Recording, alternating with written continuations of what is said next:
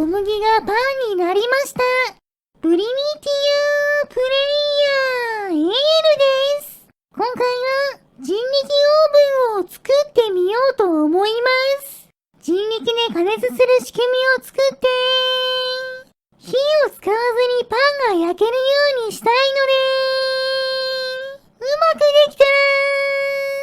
チャンネル登録してもらえると嬉しいです。それでは作っていきましょう。まずはエンジンを使った加熱装置からですね。エンジンの軸を回すと温度を上げたり下げたりすることができるので、このエンジンを前回作った発電用の回し車に取り付けて回してみましょう。エンジン本体と固定部分の間に石を挟むことで熱が逃げるのを防いでいます。早速操縦席に乗って回してみると、どうやらエンジンの温度が低くなる方向に回しているみたいです。そのまま回し続けていると温度が変化するほど軸が逆回転しようとする性質があるので、マイナス273度の絶対0度まで冷えた後、エンジンの軸の抵抗に負けて逆回転しました。では今度は温度が上がる方向に回してみましょう。しばらく回しているとどんどん軸の抵抗が強くなって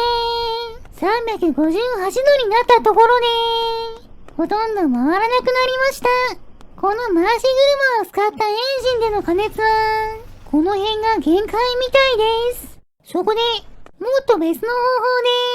法でエンジンを回してみましょう。まず一旦ゲームを最初から始めて大木を切り倒した後、大木の丸太を薄切りにした正方形の部品と葉っぱを薄切りにしたさらに大きな正方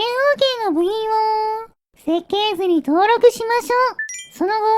セーブデータをロードして戻ったら、まずは薄切りにした木の中心にベアリングをつけて走る力で横に回転するようにしましょう。地面に立てた後、私がはみ出さないようにするための木の囲いを取り付けました。これならエンジンを回す仕組みとして役に立ってくれそうです。早速エンジンを取り付けて軸を回せるようにしましょう。このままだとエンジン本体が回転してしまうので、断熱性の高い石のかけらを挟んで木の囲いとつなげました。これで仕組みはできたので、早速動かしてエンジンの温度を測ってみましょう。温度を上げる方向に回していくと、さっきの回し車より速いペースで温度が上昇していきます。そのまま続けていると、エンジンの温度が643度まで上昇した後、抵抗に負けてしまって温度が下がっていきました。それから200度くらいまで温度が下がると抵抗が軽くなって再び650度くらいまで上昇という動きを繰り返しています。ちなみに足場の回転数は 480rpm ほどとほぼ限界まで回ってくれていました。そして足場を逆回転させて温度が下がる方向にしているとマイナス273度を維持し続けます。これなら氷を溶かさないようにすることもできそうです。それからもう一度逆回転させて温度を上昇させると回転に勢いがついたおかげか一瞬963度まで上がりました。なかなかの高温ですね。でもまだまだ温度を上げることができそうなので、木の板ではなくさらに大きな草の板を使って先ほどと同じようなエンジンを回す仕組みを作りました。これならさらに効率よく発熱できるんじゃないでしょうか。エンジンが黄色になるまで発熱してなかなか熱そうです。早速温度を測ってみると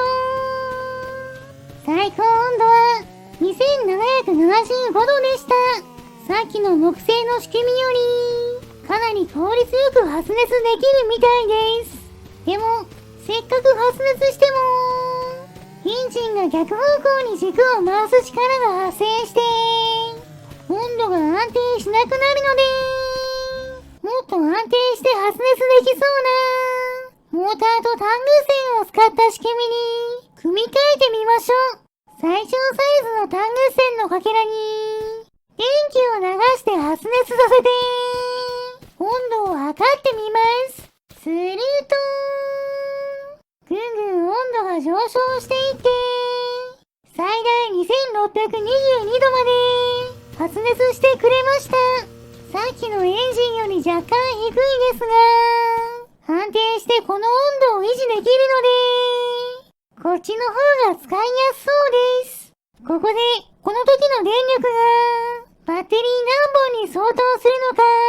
確認してみると、バッテリーの数を24本にした時に、だいたい同じくらいの温度を維持することができました。つまり、この横回転型の発電機は、バッテリー24本分の電力を、走っている限り、出し続けるわけですね。なかなかのパワーです。パワーに満足したところで、この仕組みを、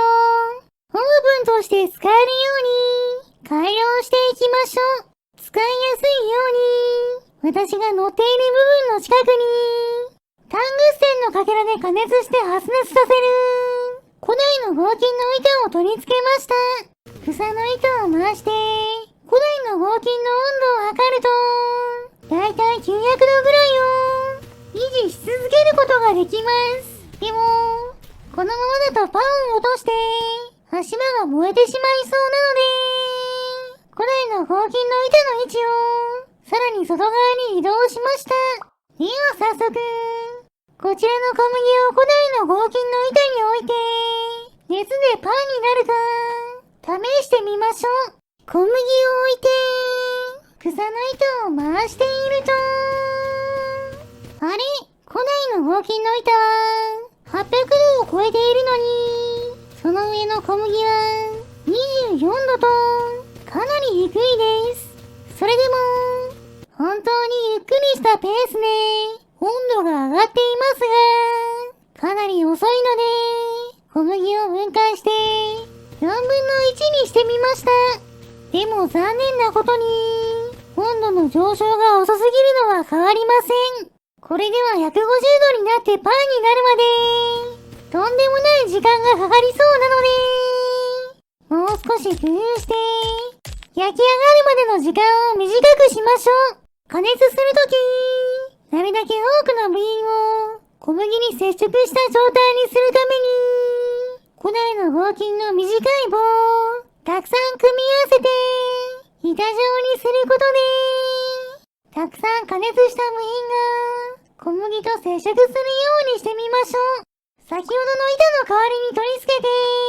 そのまま温度を上げると、順番に色が変わっていくのがわかります。早速こちらに小麦を乗せて、温度を確認しましょう。さっきの1枚の板だった時より、温度が格段に上昇しやすくなっています。でもまだ遅いので、もっと棒を追加して、パンに温度が伝わる部品の数を増やしていきましょう。このくらい増やすとどうでしょうか。さっきと同じように、小麦を加熱していくと、途中で温度が伝わりにくくなったので、小麦と同じ長さの分だけ残して、他の棒は取り外しました。小麦は20センチなので、全部で20本の棒が小麦に接触していることになります。ここから時間の計測をスタートして、どのくらいでパンになるのか確認しましょう。そして、3分30秒くらいで、よし、小麦がパンになりました。もちろん食べることができます。でも、焼き上がるまでの時間が、まだ長いので、さらに効率を上げてみましょう。この世界では、だいたい2センチくらい離れていても、電気や温度が伝わるので、筋の棒を使った板をもう一枚重ねてみました。これで40本の部品から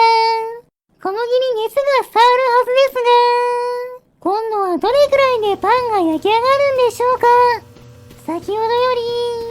確実に温度の上昇が早くなっています。そして、よし !2 分15秒でパンの完成です。改良は成功しましたが、まだタイムを縮められそうなので、もう少し工夫しましょう。今度は、発熱用のタングステンのかけらを3つに増やしてみました。こちらを試してみると、よし !1 分40秒、効果がありましたね。そしてさらに、電気を伝える部品を断熱性の高い大鉄鋼に変えて、タングステンのかけらも長いものに変更しました。これならどうでしょうか。この状態でパンができるまでの時間を測ってみると、温度の上昇は早くなっているみたいですが、おっと、ここで加熱された大鉄鋼が赤鉄鋼に変化して電気が流れなくなってしまいました。大鉄鋼はヒューズのような役割も果たしてくれるんですね。今度こそ無事に早く焼けるように、長いタングステンがはみ出した部分に2つ繋いだ最小サイズの古代の合金をつけました。これなら普通につけるより断熱性が高くなるはずです。早速草の糸を回して温度を上げていくと、1分35秒、最高記録です。ちなみにここは山の上で気温は高くないので、もっと暖かいところなら90秒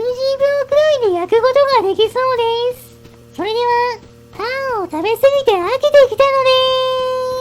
スライムを捕まえてきて人力オーブンで焼きましょう。スライムの肉片を乗せて草の糸を回していると、よし、スライムも美味しそうに焼けたので食べてしまいましょう。もちろん今回頑張ってくれた人力オーブンさんにもお裾分けしてあげます。はい、どうぞ。今回の動画はここまでです。面白かったと思ったらチャンネル登録、高評価をしていただけると嬉しいです。リクエストなどコメントもお待ちしていますね。それでは皆さん、